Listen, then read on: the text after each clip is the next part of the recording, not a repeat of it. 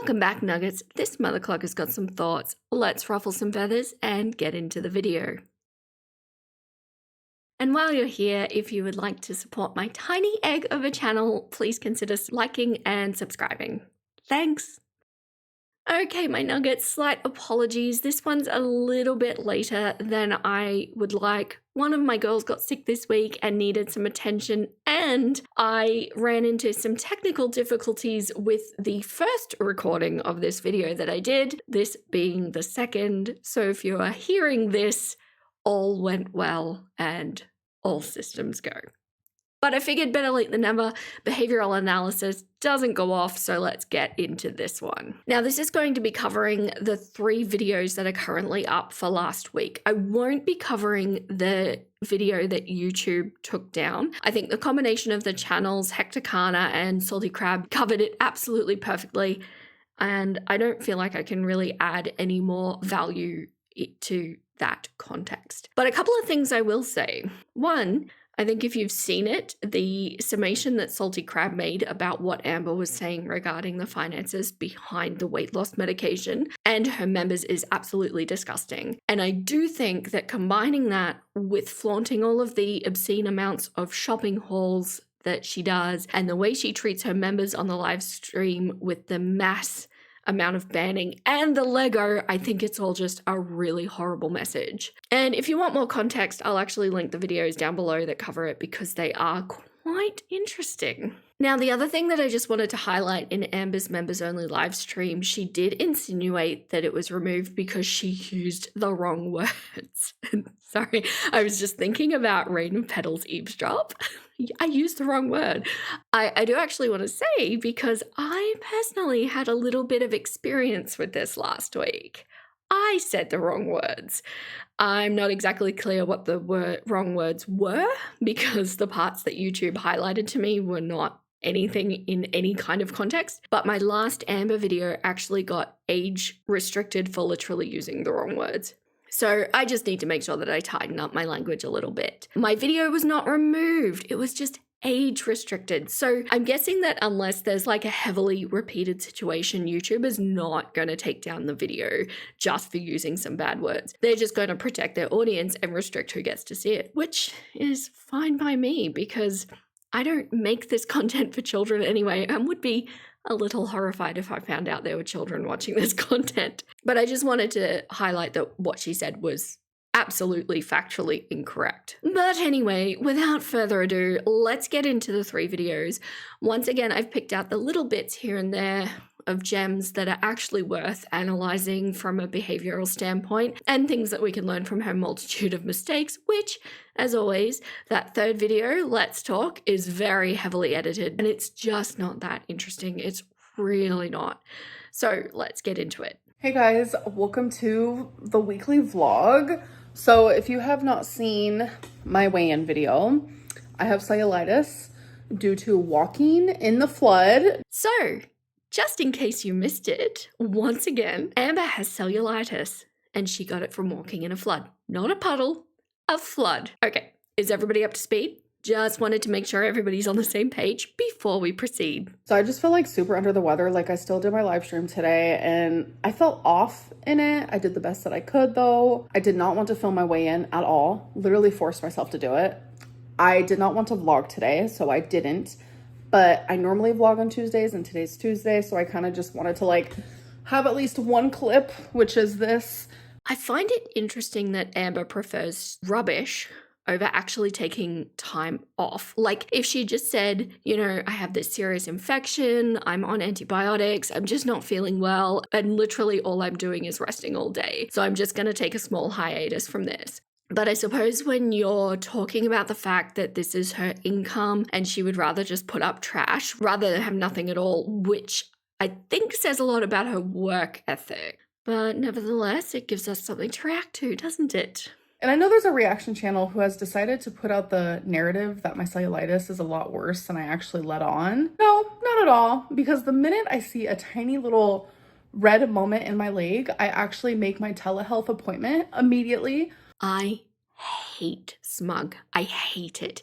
It's just one of those things in life that just kind of immediately gets my back up, and I have a visceral reaction to it. I hate smugness. I hate it with a passion. Why is she smug about this? And I don't know who the reaction channel is that she's talking about. I think it's safe to say that cellulitis can be a really serious infection. So I don't feel like this is a stretch to think that maybe she's actually experiencing something quite serious. But to sit there and be smug about saying, no, as soon as I see a little redness, I'm on the phone to my telehealth doctor, it's just gross. Anyway, that's the end of my rant, my nuggets. I hate smug. I hate it. For that day, and I'm immediately put on antibiotics. I have expressed this ad nauseum. When I catch my cellulitis this quickly, it makes it extremely manageable. And the antibiotics I'm on is called doxycycline. I'm not good at pronouncing stuff like this. And I'm supposed to take them for 14 days. So does anybody else find it, and again, I know this might be a difference between Australian and American healthcare. Is it odd to be prescribed antibiotics over the phone, like with no exam? I don't know if she did like a video call where she showed her legs or something. I feel like doctors here at least are a lot more reluctant to give out antibiotics for things. But 14 days is quite a long time to be on an antibiotic, and in and of itself kind of shows how serious this condition can actually be. They really need to make sure that they nip it in the bud, and of course, she catches it early. It's going to be manageable. That makes sense. That's what you're supposed to do. You guys, there's a whole other rumor about I have open wounds on my leg. No, that is not the way getting cellulitis works. Like, I can't be Dr. Lynn over here because apparently people just want to use Google to find out everything instead of me, someone who has lived this since I was 16 years old. That's decades, plural, decades of living the experience. No, I do not have open wounds on my leg. I literally can't. Does anybody else remember this time last week, Amberlynn saying this? Like, I had someone reach out to me on Instagram and they were like, I understand, like, your talking points, they're valid, but, like, as a supporter, I really want you to make the videos for us, not, like, dispelling rumors. I'm like, yeah, same. And yet, here we are, still addressing the other channels, still addressing rumors, still making videos that are not for her fan base. So she's right, you don't have to have open wounds on your leg in order to get cellulitis, especially in Amberlynn's case where she's got the lymphedema involvement. It can absolutely be from walking through contaminated water just because her circulatory system through that area is so impeded that it just can't handle all the bacteria in the way that normal skin can. But having said that, it can create open wounds. It could have open wounds. So I don't know. Why are we still addressing this?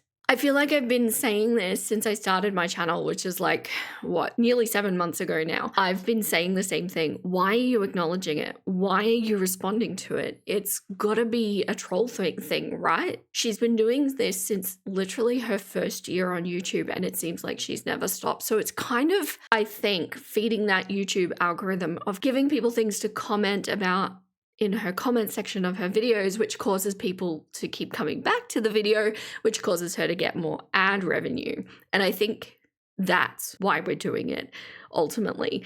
But it's kind of snowballed into this really toxic, roiling mess of this kind of situation where this is all she's ever doing these days. This is why I don't like to open up to you guys. And when I say you guys, I'm talking about the people who are so fucking judgmental and spread so many rumors. Like, this is why I don't want to tell you things, personal things. And then when I don't do that, people are like, oh my gosh, she's so boring. Why can't she just be like transparent with us and like open up to us? This is why.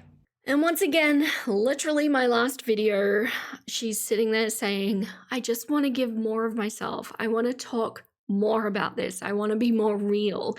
And now she's blaming her audience for why she doesn't want to do it.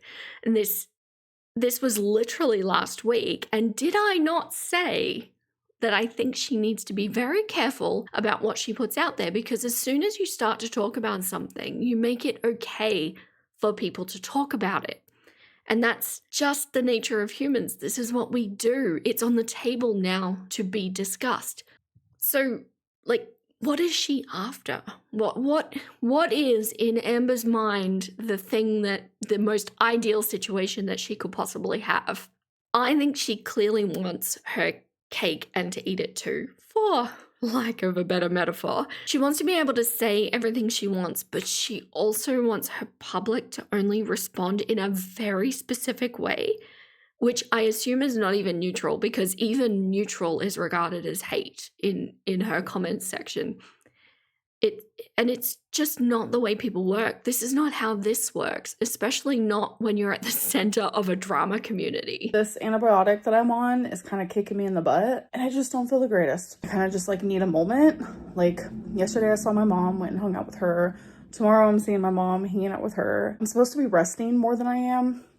I have a bad habit of like when my cellulitis isn't like at its worst, because trust me, I have been going through it with cellulitis since I was in high school. Like I was hospitalized in high school. Like it was genuinely scary. And even just like a couple years ago, like I had cellulitis so bad that like my temperature was like 104. I genuinely thought I was dying. So literally when it's just like the infection, like my leg is red, it's a little painful, etc., etc., and like I don't get like all the other symptoms with it, it's hard for me to process that like I actually have an infection inside of me, if that makes sense. There's something about Amberlynn saying that when it's not as serious as it can be, she doesn't take it seriously. It doesn't ring true with me, because this is a woman who seemingly gives up at the tiniest bit of adversity, and I struggle to see that if she had any level of cellulitis at all, that it's not being milked for all that it's worth. I'm acknowledging that there are absolutely people in the world that do that really, minimize their health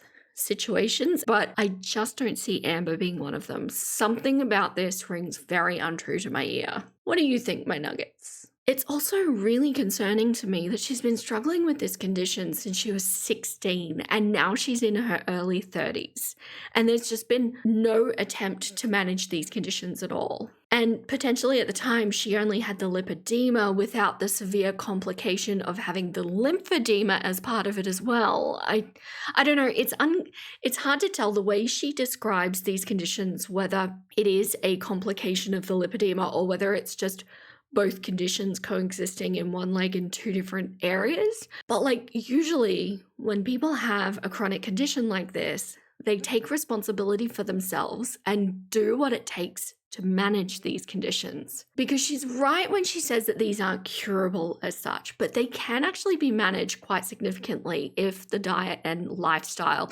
is correct. But she's gone for decades now, like nearly 2, actually, making no attempt to really kind of curb this issue. And I cannot stress this enough. This can be life-threatening. I mean, among other things that are also an issue right now, this can be life-threatening. So I haven't been resting as much as I should be. So I'm trying my hardest today to do that because I know I'm going out with my mom tomorrow. And then I think on Saturday, my friend wants to pick me up and we're going to go hang out. So I'm like, I don't know if I'm going to cancel that or what I plan on doing. I mean, 14 days of antibiotics, that's pretty heckin'. And I'm sure it's not the sort of situation where she has to be at home resting. Like, I'm sure she can gauge that. But given the severity of the condition and that kind of dose of antibiotic, I imagine she's feeling pretty rubbish. So yeah, I would be canceling stuff because you're on a lengthy course of antibiotics and you have an infection in your system. That's why you're feeling tired. It's normal to feel tired. Hey guys, so it is the next day. I don't know if you guys have ever heard of like the spoon theory, but it's where like you wake up every day with a certain amount of spoons and it kind of reflects like your energy and how much you can give of yourself. There is a lot more that goes into it, but how I feel lately is like normally I wake up with 10 spoons and I'm able to give 5 of those to my fur babies, 2 of those to myself, and like 2 of those to YouTube. It all is just like given in different areas. But I would say in the last like few days, maybe 4 or 5, I'm only waking up with 5 spoons. Okay, I'm feeling a little bit sassy here. So, for those of you who aren't familiar with the spoon theory, it was actually coined in a paper by somebody who was using it as a metaphor to describe living with chronic illness to people who don't. So, it was just basically saying using spoons as a unit of energy, where a person with a chronic condition will start their day with a finite number, and then different activities cost different numbers of spoons, which is kind of what she's describing there in a way. But then once you're out of spoons, you're out of energy until you can rest and recover. It's not supposed to be used as an excuse to say, oh, well, I can't challenge myself to do these things because I don't have enough spoons. It can be used for people who have a chronic condition to kind of understand their limitations and work within them, or to the maximum that they can. But my concern, whenever I hear people like Amberlynn discussing the spoon theory, it always seems to come across as a bit of an excuse to not challenge yourself, as an excuse to not do your best in life and still do what needs to be done, but rather to conserve all the spoons that you possibly can. And when you have lived with a chronic illness, you know that completely resting and preserving all of your spoons on day 1 does not necessarily increase the amount of spoons you're going to have on day 2.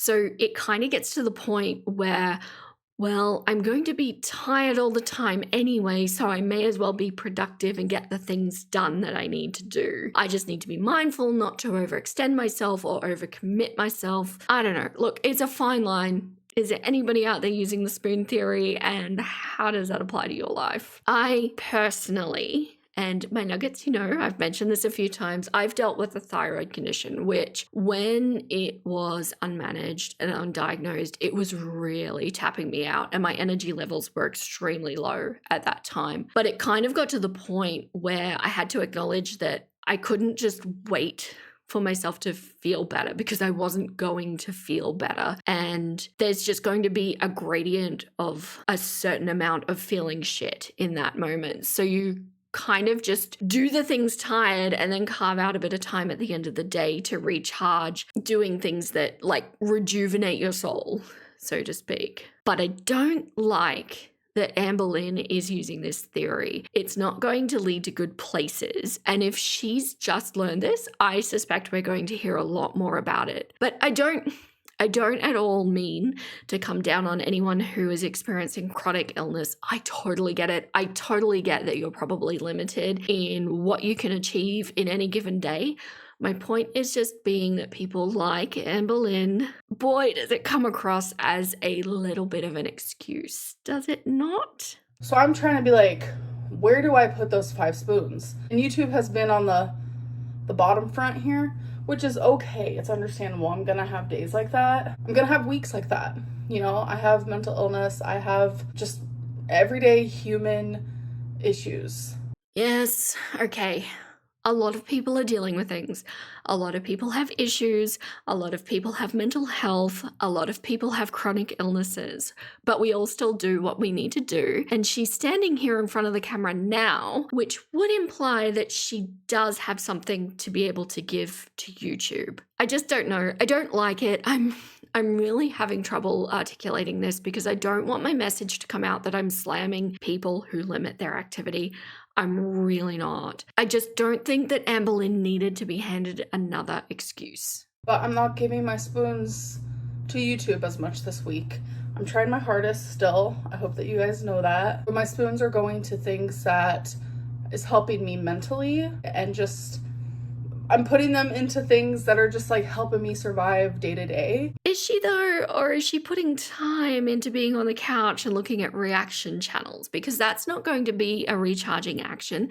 That's going to be a further diminishing action. And while I do think that she absolutely should be resting at the moment, with the fact that she is actively sick right now, she's framing this like mental health. So what are the activities that help mental health? I mean, I haven't seen in all this time of covering her and watching her, and it was much longer than what I've had this channel for, I don't think I've ever seen her do something that is good for her mental health. You know, like going for a walk once in like 18 months is not exercise that benefits mental health. Doing creative endeavors would be something that helps your mental health. Witnessing yourself achieve something is something that helps your mental health. So I would love to hear the specifics of what she means when she says she's just focusing on doing things that help her survive right now. I'm low mentally, but I'm gonna see my mom today, and that always makes me feel like a million times better. Okay, so we have enough spoons to go to bingo, which, look, I don't know, everyone gets energy out of different things. I personally would find this taxing because it's out in public, you've got to get ready to go out, you're going to be around people, you're not going to be in a comfortable setting, you're going to be under fluorescent lights. I don't know. All of these things would personally like drain me. But is she kind of just saying, I don't have enough spoons for YouTube to, you know, do my job and my sole income, so I'm gonna focus on things that help me survive, which is going to bingo? I could kind of understand if it was, you know, if she's feeling recharged because she's being with her mum, but in that moment where she's really sick, could they not do more restful activities together? Maybe my nuggets, I'm being too harsh. Do tell me if I'm being a bit sassy. I kind of had one of those days today where I woke up and I'm just like, I do not feel well. I feel a little short-tempered and a little limited. And I've been caring for a sick chicken that could have been a very, very serious situation. And it's like, but here I am. I'm still doing my day. I'm still doing everything needs to be done. But I'm sitting here thinking, am I sounding interesting enough? Am I sounding engaging enough? Am I sounding too sassy? Am I sick of Amberlynn? Yes, I'm sick of Amberlynn. Very short fuse when it comes to Amber. But tell me what you think, Nuggets. Am I being too harsh? I will own up if I'm being too harsh. That is fine. Hey guys, so it is the next day. I was actually supposed to go hang out with my friend. She was gonna come pick me up. But I think me even doing anything this week was probably a bad idea, like going to the movies and then to bingo last night. I'm supposed to be resting. Yes, supposed to be resting. A very serious infection.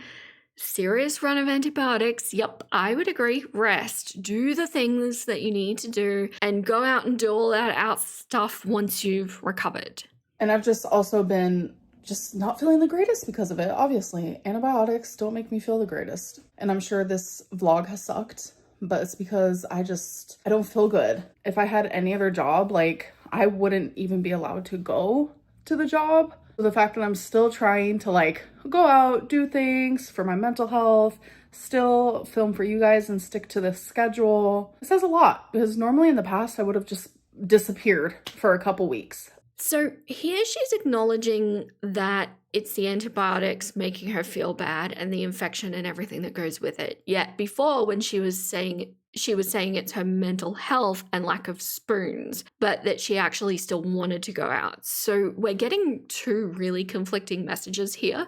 Is it that you're struggling with mental health and you don't seem to have enough spoons this week? Or is it that you're legitimately sick and you need to be resting? Or is it both? Because when you're really that sick, it does affect your mental health. So it seems to be convenient in one moment, but then inconvenient for the next. And I just don't know. Something's a little off. And yeah, she's probably right about that. In the past, she would have disappeared. I do think that probably tracks. So there's maybe some growth here.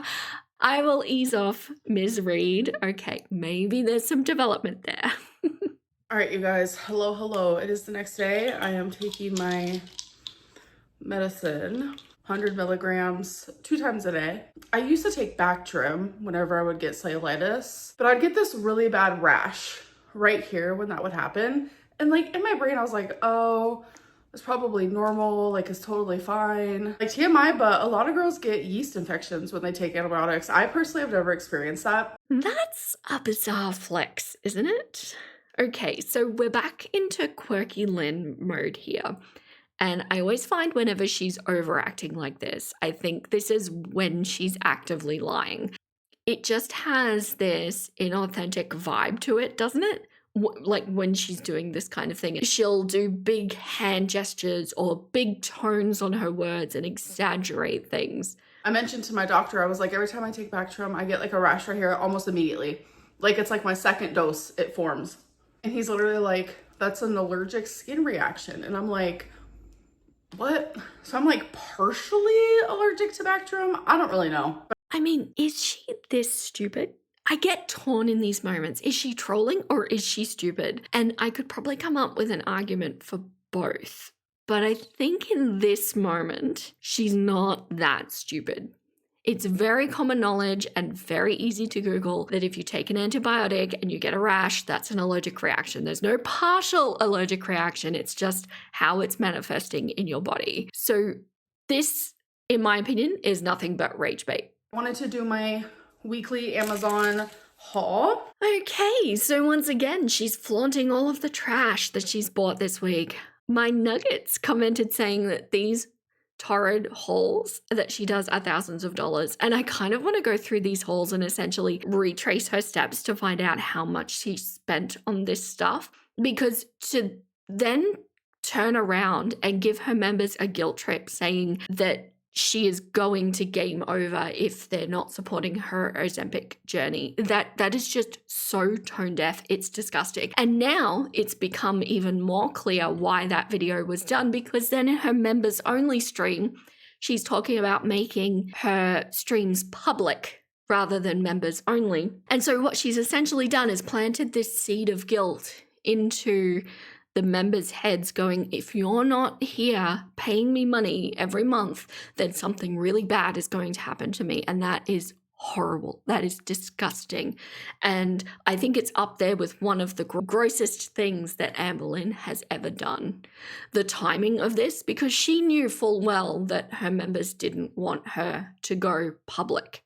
They've created something there. It's important to them. They like it that way. And they're the ones that are paying her bills. And you know, I go on rants about Candy and her budget. I guarantee that I could find that money. I mean, I think anyone could find that money in Amber's budget between the shopping hauls and the excessive amounts of takeout and the Lego. It would be so easy for her to be paying full price of Ozempic without a doubt. She is in such a privileged situation that she doesn't even realize. The ignorance of her situation is so thick that it's, I think, personally offensive to anybody who's not in that kind of financial situation. And let's be honest, most of the world right now is not in that kind of financial situation. And it is appalling what she tried to pull on that deleted video. All right, you guys, so it is time for the Oracle reading. This reading is about how I have gone through a lot in my life. It has been crisis after crisis after crisis, chaos after chaos after chaos, and it's created this. It's created this morbidly obese, BPD, CPTSD, anxiety, paranoia, food addict, like who genuinely just wants to be happy and to be healthy and to be loved and to love. And I mean, I feel like this is like Groundhog Day. Do you notice how she keeps bringing up to be loved? It's like she's coined that as an excuse for her bad behavior in her relationships. Oh, I just wanted to be loved and I wanted to love. And it's almost like the way she uses that phrase is to override the mistreatment within those relationships. I'm bitter, bitch. I'm salty that this is my life. And now, like, I have to fix it. I'm angry. Like, I'm the one who has to fix this. Like, I am the very equivalent of someone that I don't want to be. And it's telling me I can be anyone I want to be. I can be mentally healthy. I can be physically healthy. I just have to do it. I leave these in here just because I think while the cards are very generic and vague, the interpretation that she puts on herself from the cards is behaviorally interesting to me. And the way that she just rattled off all of those situations, it's like, I'm all of these things because of something that wasn't my fault, which is another way of not taking responsibility for the choices that she's created as a fully grown adult. That puts up a red flag for me, just because, you know, Amber fancies herself as somebody who's made a huge amount of development in her life. And when we start seeing language where it's kind of deflecting the responsibility from her own shoulders. And look, some of it is legit, like the childhood stuff, absolutely. But the choices that she's made as an adult to take her to these situations and the choices that she continues to make as an adult show that she hasn't grown at all. So she seems to have this revelation every week with these cards, the exact same one. I can be healthy. I can get on top of my weight loss journey. I can get on top of my emotions and I can be happy. And yet week after week, we see her making poor decisions and not taking accountability for her own situation. So I always advocate that we don't know where people are in their journey. And just because there's no outward manifestation of development doesn't mean that there isn't internally. Sometimes we need to cycle through these things like a few times before we get absolutely sick of our situation and actually do something about it. And it can be very frustrating for those on the outside watching that happen while it's happening. Do I think that's what's happening here and development is being made? I really don't know. I don't know. There have been a lot of these cycles and I still have relentless hope. I think I want her to succeed. I do. I want all of the women that I cover to succeed, but it always boils down to we're the only one in control of our own lives. We're the only ones that can save ourselves from our situations. So what exactly is going to be done to achieve that? I'm going to be taking a break from YouTube. I don't know for how long. I need a mental break. I need a physical break. I need to rest. And I just need time to myself and time for just like positivity and peace. And I need to just like focus really hard on where I'm giving my spoons this coming week and the near future for however long. Yeah, I'm gonna need to have a conversation, a very serious conversation with whoever taught Amberlynn that clucking spoon theory. So, spoiler alert, she did not take a break, which is what I was so upset about when I did my last video that covered the prior week because I had just decided to put her in my regular rotation to keep up to date with her each week. And then she's like, nope, break.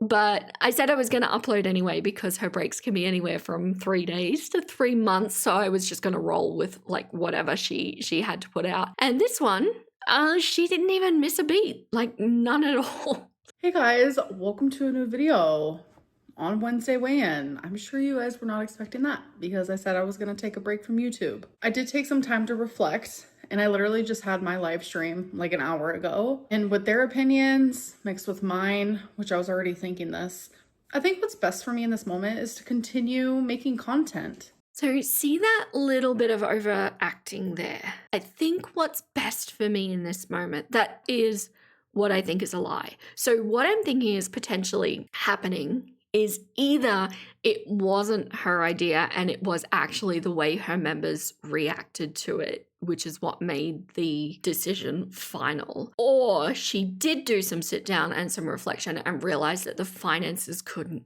handle it. What do we think? So I'm not going to promise anything. I'm not going to promise the schedule I've done for 6 weeks. It's what I like. It's what I've been enjoying. I have genuinely loved the schedule so much. So her saying, I'm not going to promise anything, is essentially giving herself an out from this pretty rigorous, for Amberlynn, schedule.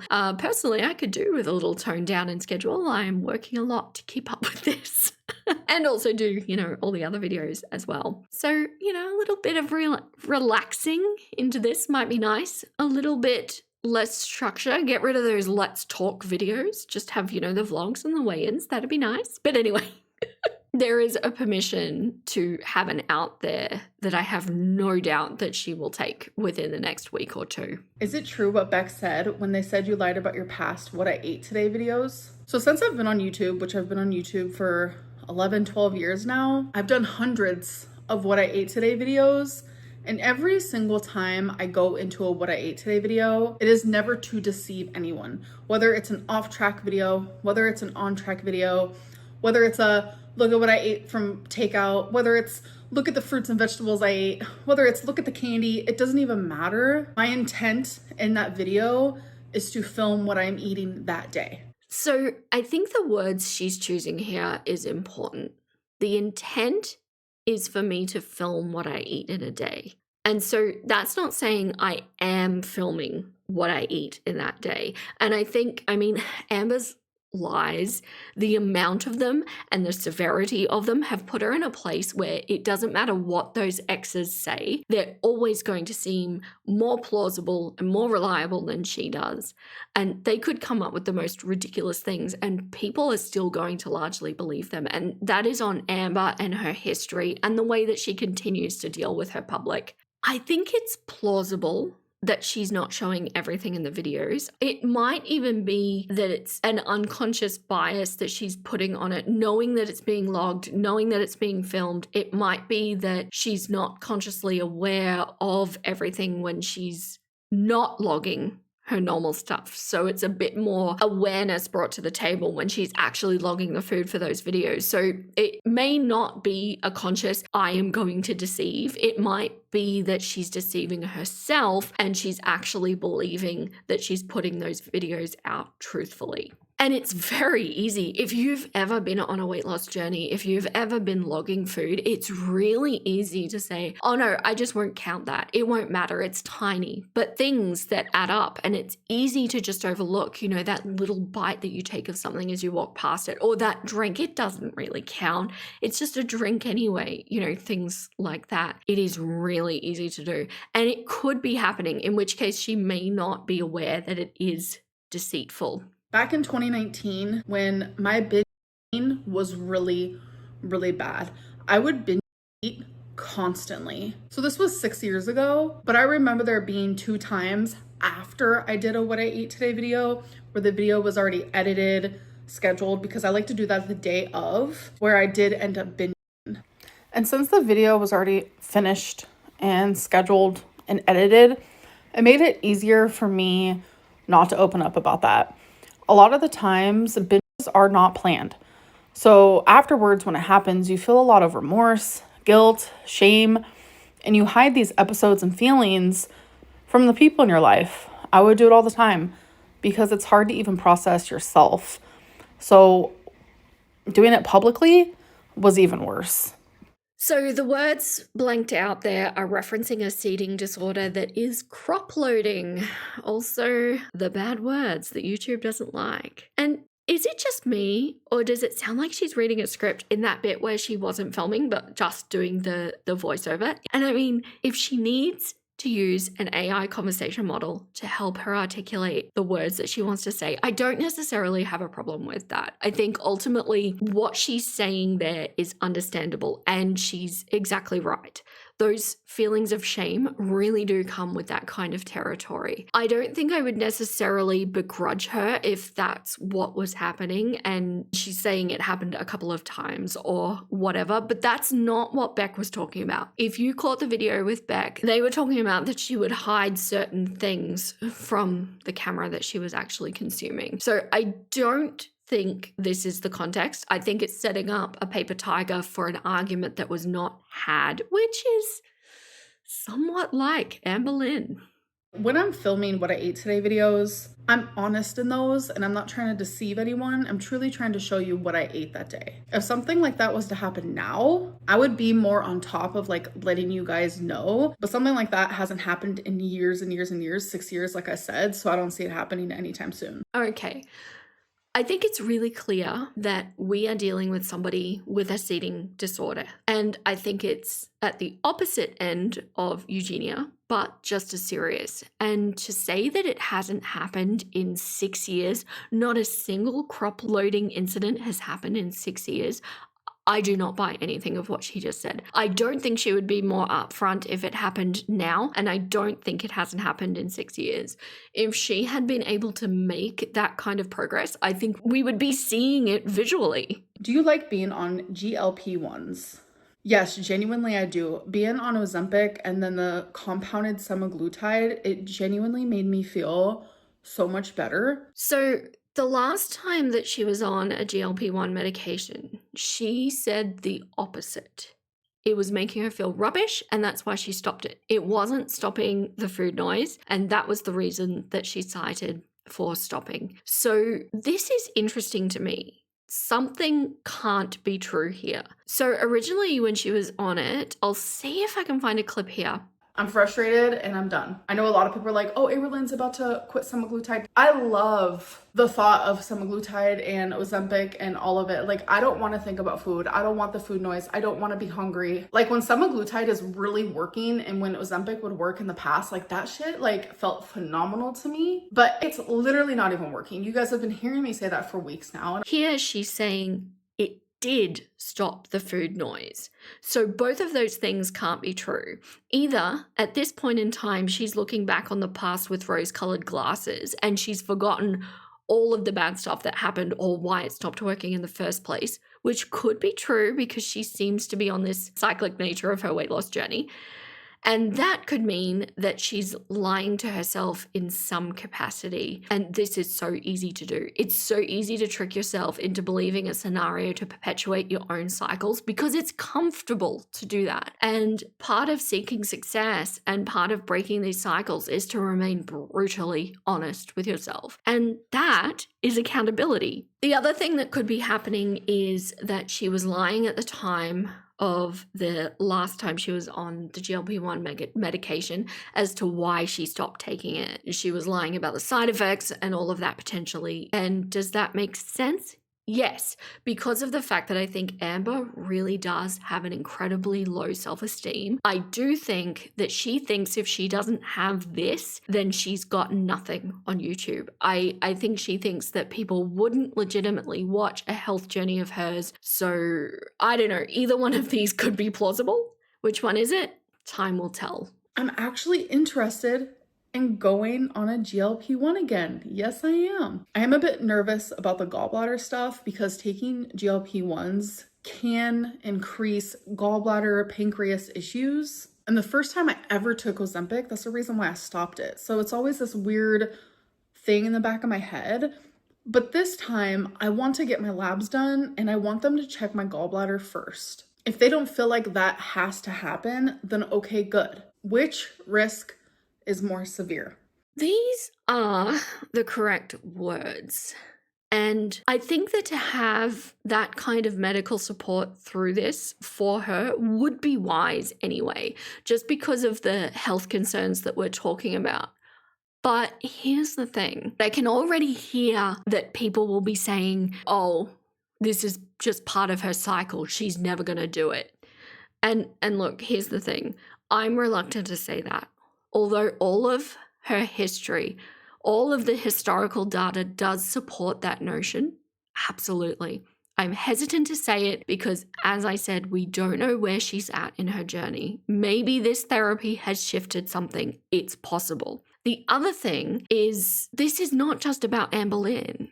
We all get in our own cycles. We all deal with our own rubbish, our own trauma, our own setbacks, our own self-talk. We all deal with this and we all get in cycles that need breaking. And I don't think that it's beneficial to anybody to hear, oh, this person's not going to do it because she's never done it before. It's not good enough to put that message out into the world. Every attempt is important. Every action is important. And to just give up because the argument is, well, it's never happened before is just not good enough in my book. And if you're sitting here with a cycle of your own and you're hearing people say that, I need you to hear me. I really need you to hear me. Do it. Do it for you. Cluck history.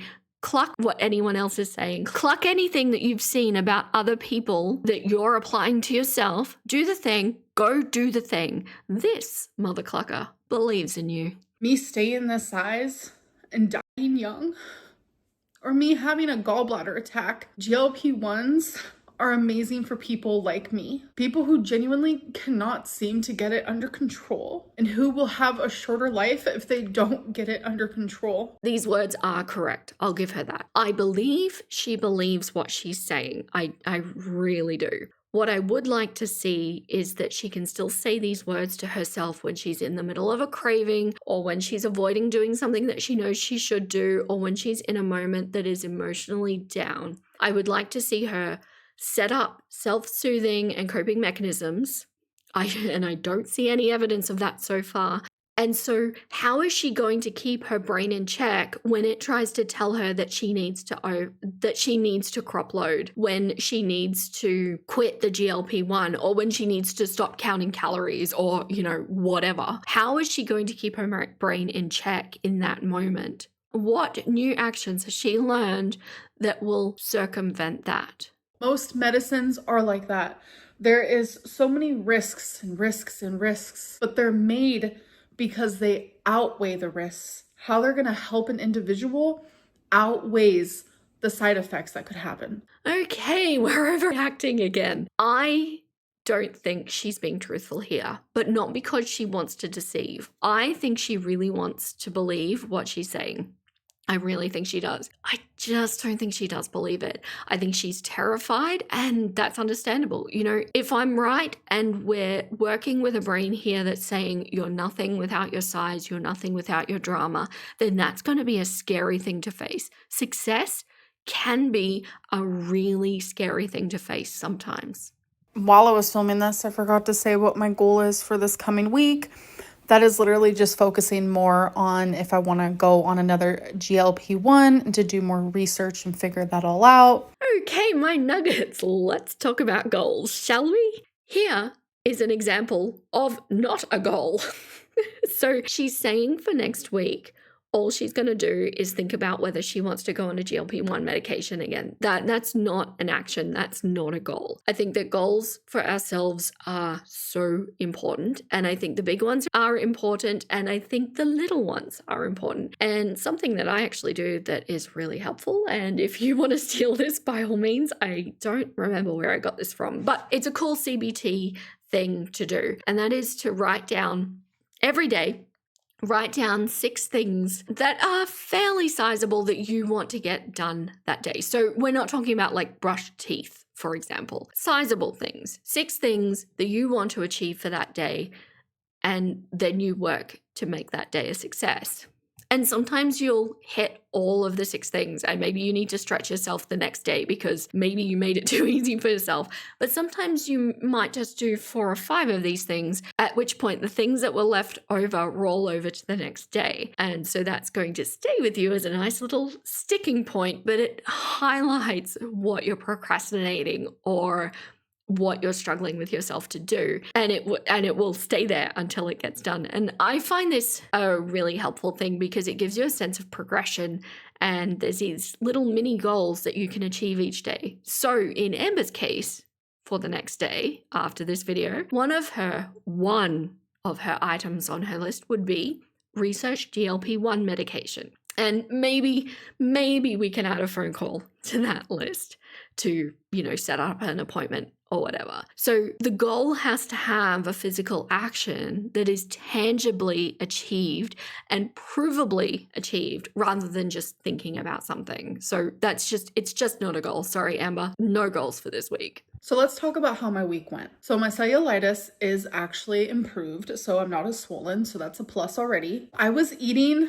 kind of like shit, but I was staying below my calories, and because of that, I did lose weight. So as for the weigh-in, last week I was 521.6, and this week I was 514.2. Okay, so last week she put on weight because she had cellulitis and there was a fair whack of inflammation. And she's saying that she was upset with herself for that. And I was saying this shouldn't be an issue because it's not real weight, it's just fluid.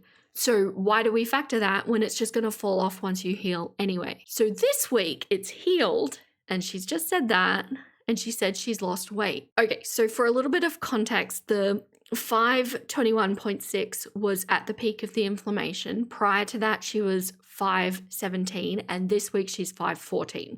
So essentially we're saying, we've just lost the inflammation weight plus just a tiny bit more, just a bit. So this explains to me right here, because you can hear how gleeful she is about losing that weight. And it explains to me why last week she was so upset about it. And if you remember me saying it didn't make sense because it's not part of the equation of success that she's trying to achieve. Because she's not saying, oh, look, I'm just going to ignore this weight for now because I know it's temporary and I know it's not real fat, so it's not part of my journey and I'm just going to ride it out. And once I heal, I know that it'll go away. way because she wants to celebrate the weight loss.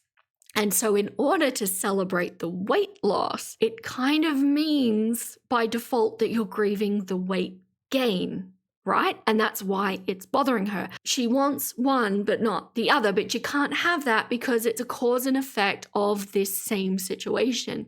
So that shows her relationship with weight loss and her relationship with what the scale means is completely off. It's just completely fundamentally wrong. And that needs to be addressed, because to ride that kind of emotional wave over something that isn't even fat to begin with, it's inflammation that can be completely negated once healing occurs. It's not a good headspace to be in. It's such an unhealthy relationship with the goal that she's trying to achieve. So yes, I am down 7.4 pounds. And normally I would feel proud. Anyone would feel proud.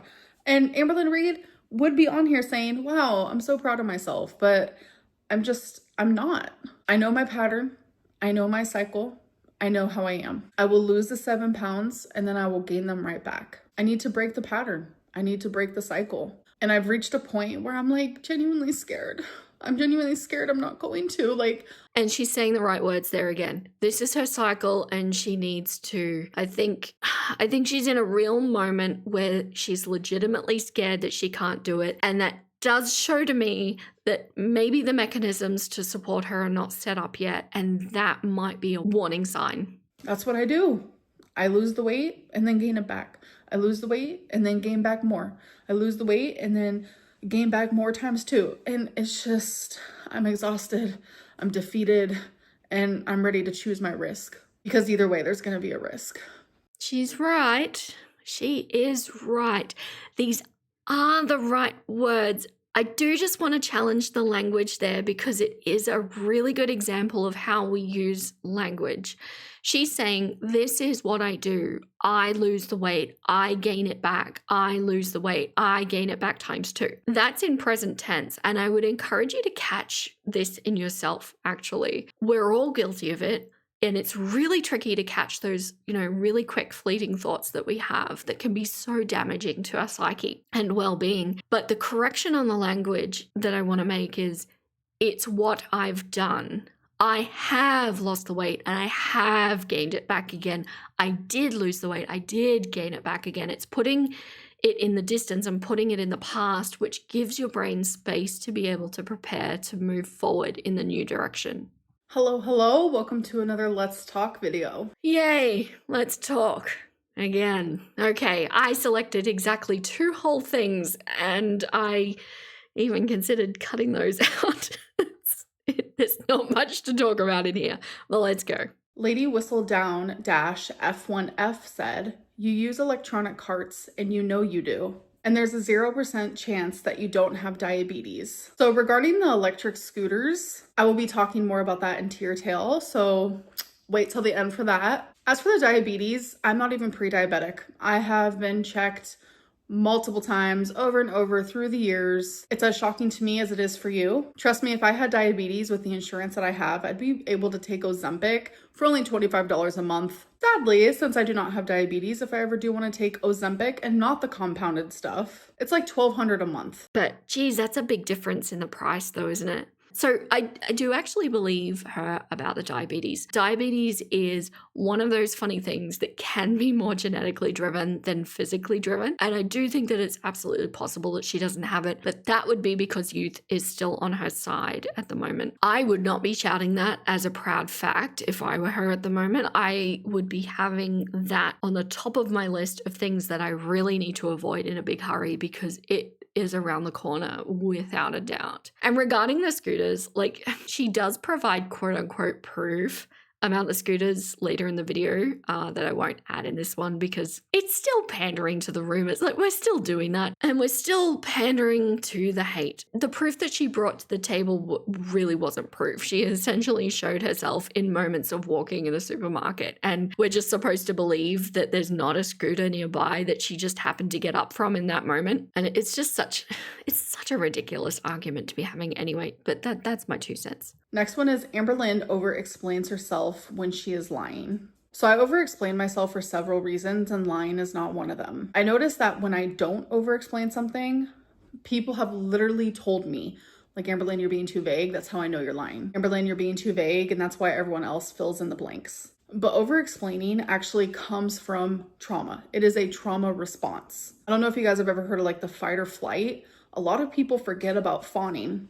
I am a fawner. I fawn a lot. It's genuinely a stress response, and as hard as it is to believe, I get stressed. I have a lot of anxiety when it comes to YouTube. And my lack of regulating my emotions causes the anxiety as well. It causes me to be extremely overwhelmed, and over explaining is actually a way that I cope.